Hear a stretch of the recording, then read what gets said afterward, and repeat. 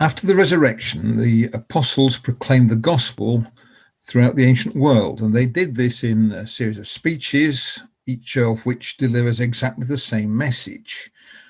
This message differs quite a bit from what is often taught today, and we're going to look at the message that the apostles gave as the original gospel in this study.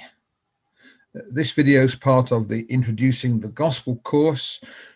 Look in the description below to find links to the full course and to download a PDF copy of the notes that go with this study. So Jesus was raised from the dead in Jerusalem, and there the gospel was first proclaimed. And soon the apostles traveled throughout the world, and they founded churches wherever they went.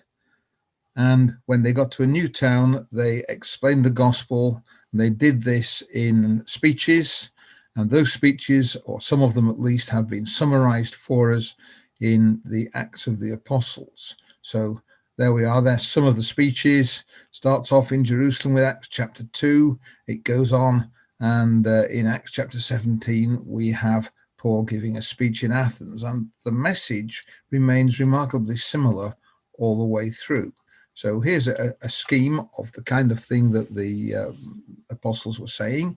The speeches break into three portions. So the first portion is this one over here, and that varies from one speech to another. The apostles would speak to a crowd of people, and the crowd of people would have gathered for some reason, and the apostles explained to them what that reason is. So on Pentecost, Acts chapter 2, there's been a miracle. They're speaking in foreign languages, and Peter, who is the apostle speaking here, talks to the people and explains this speaking in foreign languages. We then get a main section, which is the main points of the gospel, and that ends up with a final section which depends on the way that the hearers reacted to their explanation of the gospel. We get that in other places as well. So here we are in Acts chapter 13. This time it's Paul who's talking in a synagogue. The length of the bar there is proportional to the size of the text, which has that bit of speech in. So slightly more time given in Acts 13 to the local circumstances, which it would be in a synagogue. It'd be the daily readings for that particular meeting in the synagogue. The main points of the gospel remain exactly the same, but there's a different reaction, and so there's a slightly different response. So we're going to look at the speech in Acts chapter 2. This was given by the Apostle Peter, and it was given on the day of Pentecost. Pentecost is a Jewish festival. It's always 50 days after the Passover. Jesus was crucified on the day before the Passover. He was raised from the dead on the day after the Passover. So 49 days after the resurrection, we have this speech on the day of Pentecost. Jesus had remained with the disciples for 40 days, according to the Gospel of Luke. He was with them 40 days, teaching them how to proclaim the gospel and what gospel to proclaim. So they've been listening to Jesus, and he's raised from the dead, and then 49 days later you get the speech, and 40 days after the resurrection you get him going to heaven. So he'd been talking to the disciples on the day of his ascension, so it's only 9 days between Jesus' ascension to heaven, the last time they talked to him, and this speech at Pentecost. On Pentecost, there's the miracle. They start to speak in foreign languages, and they go out into the street and talk to all sorts of other people, and the crowd gathers, and we then get this speech. And it starts off with an explanation as to why they're speaking in foreign languages. But then we get a new start, and we get the basic gospel of the apostles, which is being proclaimed. And there's the passage. What's happening here is that Peter is telling the crowd about Jesus. We Jesus we're talking about, says Peter, was a man who was attested by God. And he then says, this Jesus was delivered up according to the plan and purpose of God, but he was delivered up. You killed him and did it by crucifying him, and you did it, he says, at the hands of lawless men. Well, people would tend to know about what had been happening. Jerusalem wasn't that big a town. The word of what had been happening would get around. Jesus had the miracles in Jerusalem, and then he'd been crucified, and there'd probably be some stir about the fact that the tomb of Jesus was by now empty. How do we move on? He says, well, God raised him from the dead. The people would know about the crucifixion. They'd know about the empty tomb. They might have heard rumors that Jesus had been raised from the dead, but now Peter is telling them clearly God has raised Jesus up from the dead. Now, the next section then is a series of Old Testament passages which are showing that Jesus' life and his death and his resurrection are compatible with the Old Testament. And there's a reason for that, because in the end, Peter is going to show that Jesus is a figure who fits in with someone predicted in the Old Testament, the Messiah. But after that, we get to the point of human witnesses. The disciples becoming apostles aren't going to leave the people that are listening to them without evidence, and they're starting to give evidence, and they're saying, we are witnesses to the resurrection of Jesus. Well, who are the witnesses? Well, there's a handy witness list in 1 Corinthians chapter 15. Paul gives a list of what he had told the Corinthians. He must have received that list himself somewhat earlier. 1 Corinthians was written in 55 AD. So if Jesus was raised in 30 AD, then it's 25 years later. But Paul had been listing these witnesses for a while when he wrote 1 Corinthians chapter 15. And the list, if you look it up sometime, contains Peter, Cephas, they call him in, or Paul calls him in 1 Corinthians 15. Peter, of course, was one of Jesus's closest disciples. He was someone who was with with Jesus for a considerable length of time. And he wouldn't be fooled. If he met Jesus alive after the resurrection, he would know this was Jesus. He wouldn't be fooled by somebody else. We've got the 12. These are the main disciples of Jesus. They form a sort of committee or a team of 12 disciples. They're known as the 12, even if they aren't all there. So even if some of the 12 are there, they're still known as the 12. It's the main committee of 12 disciples. There's an appearance to more than 500 people at once. That happens in Galilee. And there Jesus is seen by a huge number of people. Some of those wouldn't know him very well. Some of them would be close disciples. There's James. James is the brother of Jesus, again, someone very close to him. Then it says all the apostles, the point being, of course, that there are more than 12 apostles. The 12 are the sort of inner core. They're the people who knew Jesus best, this sort of committee of 12. But there are probably a couple of hundred apostles altogether. There's 120 apostles in Jerusalem at the time of Pentecost. And finally, there's the apostle Paul, who was a definite opponent of the church. He had persecuted the church before he met Jesus alive on the road to Damascus.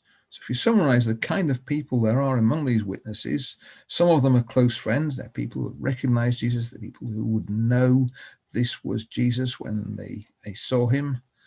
There are some who were complete strangers. Some of them would hardly know him at all among the 500. But there'd have to be people who would have some way of recognizing him. This is why there's no point in Jesus appearing in the Forum in Rome, say, or in the Sanhedrin, because they wouldn't know who he was anyway. If he turns up and says, I'm risen from the dead, they wouldn't even think he had been killed. We have some opponents of Jesus. James was very skeptical, according to the Gospels, before the resurrection. Paul actually persecuted the church. He was absolutely opposed to it. And so some people are friends, some are opponents.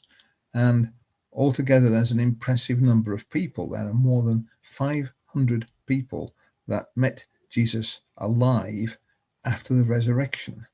And they went out into the world and they told people about it, and they suffered all sorts of hardships and quite often nasty deaths because of their mission to proclaim the gospel. The other thing that they talk about in the speech and here in Corinthians is the idea of a tomb. It's only alluded to at this point. It wasn't the important thing that proved that Jesus had been raised from the dead. It was contributory evidence, but it gets alluded to. It obviously existed. So in 1 Corinthians 15, he talks about Jesus being killed, and then he says he was buried and then raised on the third day. If you bury someone, you bury them in a tomb. If you put they were buried, then they were raised, you're really drawing attention to the fact that the tomb was later on empty. In Acts 2, Peter draws attention to the tomb. Well, the tomb of David to start off with. It says David died, he was buried, his tomb is still with us. The tomb of David would be very close to Jerusalem.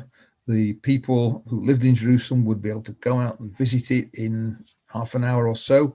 Most of the people that Peter was talking to probably have done that at some point in their lives. And by talking about tombs, Peter's drawing attention to another tomb, which is the tomb of Jesus. That would be near Jerusalem as well. You could probably visit that even more easily than visiting the tomb of David. And probably a lot of the people that were listening to Peter had done that as well. But there's a difference. The tomb of David had David's body in it. The tomb of Jesus was empty. We know it must have been empty because otherwise it's rather a strange conversation between an apostle and some potential person who might become a Christian. The apostle says to the stranger, Jesus is raised from the dead, at which point the person he's talking to points to the tomb and says, well, what's that body doing in the tomb then? So we know there was an empty tomb. And in fact, there's an account in Matthew 28 that confirms that rather nicely. So this is talking about what people were saying. After the resurrection of Jesus, some of the guards who'd been placed on the tomb went and told the priests what had happened, and they were told or say that the disciples stole the body. And he ends up writing, Matthew does, he ends up writing that this story of the stolen body has been spread among the Jews to this day.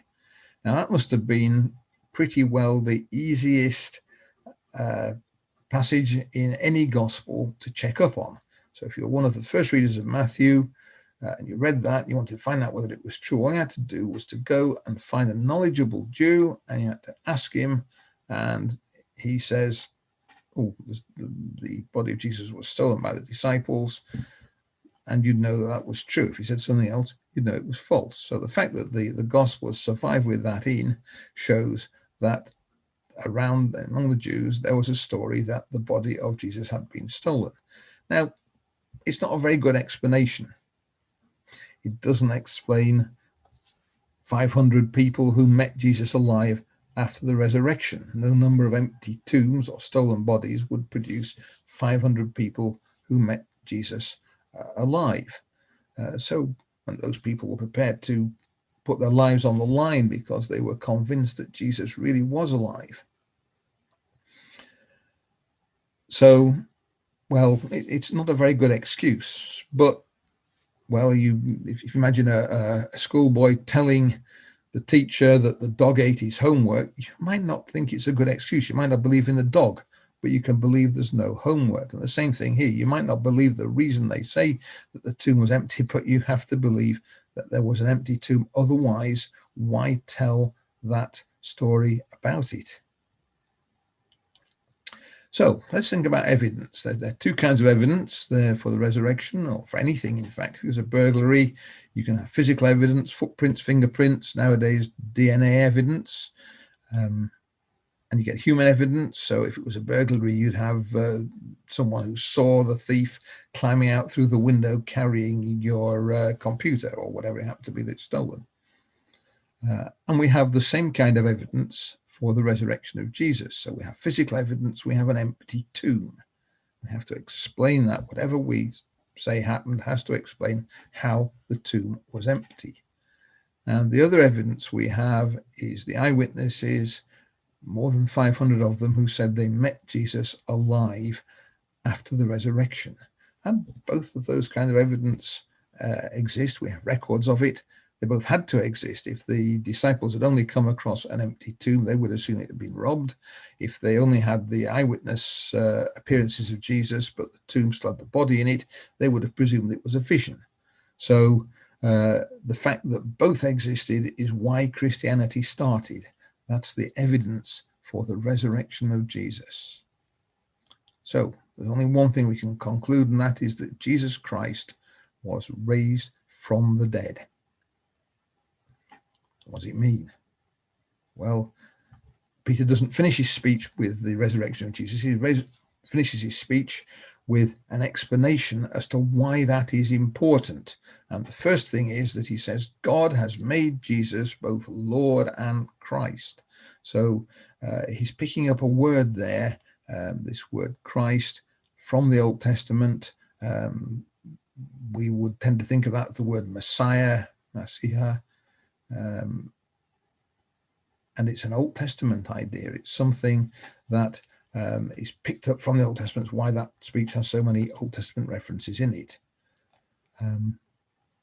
But look what the New Testament picks up as the consequences of the resurrection. So the first one is, it tells us that Jesus is the Son of God. There we go in Romans. It says Jesus was declared to be the Son of God in power according to the Spirit of holiness by his resurrection from the dead. Jesus said he was the Son of God.